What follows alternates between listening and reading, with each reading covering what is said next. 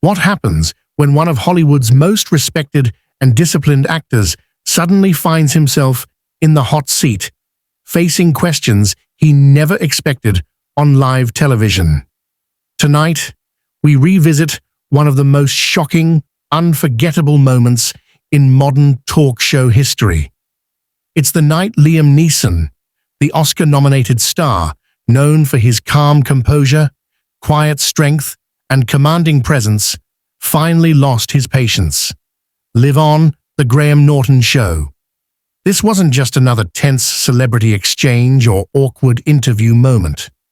What unfolded that night was a complete emotional unraveling that left the studio audience speechless, the production crew scrambling behind the cameras, and the host, Graham Norton himself, struggling to regain control of a situation that had spun far beyond the usual light-hearted tone of his show. Before we dive into every gripping detail of this unforgettable encounter, make sure you hit that subscribe button and share your thoughts below. Because what really pushed Liam Neeson over the edge that night remains one of television's biggest mysteries: the calm before the storm. The red recording light glowed bright across the BBC studio. The iconic Graham Norton Show set was as familiar as ever. The sleek red sofa, the polished desk, the warm purple lights reflecting off the glossy floor. Graham Norton took his seat with his trademark grin, radiating confidence and charm. The audience clapped and cheered as the cameras started rolling. Everything seemed perfectly in place for another night of good-natured jokes and celebrity fun. Sitting at the far end of the red sofa was Liam Neeson himself, tall, distinguished, and collected. Dressed sharply, his hands rested calmly in his lap. To the audience, he looked relaxed, perfectly at ease, the picture of grace and professionalism. The conversation began smoothly. Norton asked about Neeson's latest action thriller, trading jokes about his particular set of skills, while Neeson responded with dry wit and good humor. For the first few minutes, everything went exactly as expected: light banter, laughter, and that comfortable rhythm of a talk show in its groove. But then, something shifted. The question that changed everything. "So, Liam," Norton said, leaning forward with that familiar mischievous glint in his eye, "I have to ask about something that's been circulating online lately. There's a video of you at a charity event last month that's gone a bit viral." Neeson's faint smile faded. His eyes narrowed, ever so slightly. "I'm not sure what you're referring to, Graham," he said evenly. "Oh, come on," Norton chuckled, waving a hand. "You know what I'm talking about. The wildlife conservation event, your speech about endangered animals. Let's just say the internet had a little fun with it."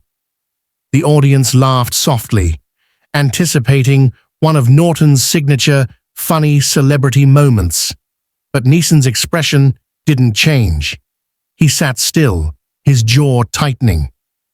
"I gave a heartfelt speech about conservation," he said slowly. "I'm not sure what's so funny about that." Norton grinned wider, missing or ignoring the shift in tone. "It's not the speech exactly. It's that bit when you accidentally knocked over the podium and the mic picked up a few, let's say, colorful words." The audience chuckled again. A few people even clapped. "That was a private moment of frustration," Neeson said quietly, his voice clipped. "I was there to support a cause that matters deeply to me." Crossing the line.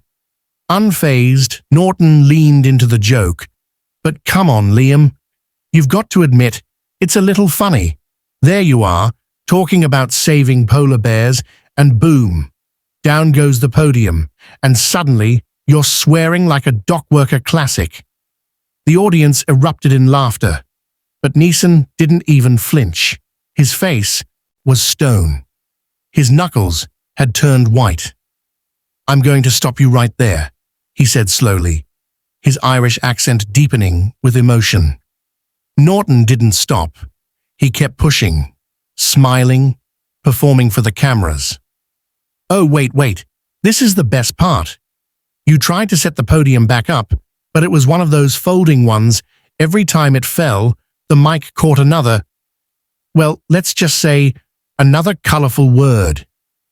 That's enough. The words came out in a tone so low, so sharp, that it sliced through the laughter like a blade. The audience went silent. Even Norton froze for a second. Still, he tried to recover. Oh, lighten up, Liam. It's all in good fun. The clips had millions of views. People love seeing that side of you. It makes you seem more human. Neeson turned his head toward him slowly. His stare was steady, piercing. So, you think exploiting someone's genuine passion for a cause is the same as showing them being human? The tension in the room grew so thick, you could almost hear the hum of the studio lights. The breaking point? I'm just saying it's relatable, Norton said, his grin faltering slightly. Relatable, Neeson repeated. He leaned forward, elbows on his knees. Have you ever stood in front of a room full of people, trying to raise money to save animals that are literally dying because of human greed, and had that moment twisted into a joke for entertainment? Norton's voice wavered. Well, no, but... Nothing, Neeson interrupted sharply. You sit here in your cushioned chair, making jokes about other people's work, other people's pain, and you call it entertainment. Liam, Norton said, nervous laughter creeping in, I think you're taking this too seriously. It's all just a bit of fun. Good fun? Neeson repeated quietly. Tell me, Graham, what's good about mocking someone for caring about something that actually matters? The air was electric now. The audience sat frozen, unsure whether to look at Norton, Neeson, or the floor. I'm not mocking anyone, Norton said carefully. I'm just pointing out that sometimes we need to laugh at ourselves. Laugh at ourselves? Neeson said, his voice dropping even lower. Is that what you think this is? Self-deprecation? Because it looks a lot like mockery. When the room went cold, the silence stretched. The audience was no longer sure if this was part of the show or something real. Even the camera operators looked uneasy. Liam, I respect what you do, Norton said at last, his tone softer. Truly, I do. But being in the public eye means you have to accept that people share these things. Share? Neeson repeated, his eyes narrowing. You mean exploit. You take something real and meaningful and turn it into a punchline. That's not what I meant, Norton said quickly, but it's what you do, Neeson shot back. When was the last time you actually used your platform to talk about the cause instead of making fun of it? Norton looked uncomfortable now. We do plenty of serious segments. Do you? Neeson asked coldly. Or do you just use serious topics as setups for jokes? Because from where I'm sitting, everything gets filtered through irony. Norton forced a chuckle. I think our viewers appreciate a little levity. Levity? Neeson repeated, the word sharp as glass. That's an interesting way to describe making light of extinction and human suffering. A clash of principles. Now hold on, Norton snapped. That's unfair. I never made light of those things. Didn't you? Neeson's voice was steady, but filled with quiet fury. Every time someone comes here to talk about something important, you turn it into a joke. You reduce their passion to a soundbite. That's not true, Norton shot back. His own Irish accent began to slip through now. I give people a platform to talk about their causes. A platform? Neeson gave a cold laugh. You give them a stage to dance on while you pull the strings for a laugh. That's not a platform, Graham. That's exploitation. The room was silent. The laughter was gone. Every camera, every person, every eye was fixed on the two men. I treat all my guests with respect, Norton said stiffly. Respect? Neeson whispered. You spent 10 minutes turning a serious cause into a comedy sketch. You think that's respect? It was just a funny moment, Norton insisted. What I do is real, Neeson said, standing up now, his voice echoing in the studio. The people you mock, the causes you trivialize, they're real. And what you do, turning that into amusement for millions, that's cruel. The walkout. You're taking this too personally, Norton said, his face red. Maybe because it is personal, Neeson replied. Every time someone like you turns genuine emotion into a spectacle, you make the world colder meaner. I think we should go to a commercial, Norton muttered, signaling his producer. No, Neeson said firmly. We're going to finish this. This is what real conversation looks like. This is what happens when someone refuses to play along. The audience held its breath. The producers froze. You want to know what I really think? Neeson continued, voice steady, eyes locked on Norton. You've spent so long hiding behind jokes that you've forgotten what it feels like to care about something. Liam, you're overreacting, Norton said weakly. It was supposed to be light-hearted. Light-hearted? Neeson said, almost laughing. You keep using that word like it excuses everything. Maybe we got off on the wrong foot, Norton tried, voice trembling. Why don't we start over? Start over, Neeson asked softly.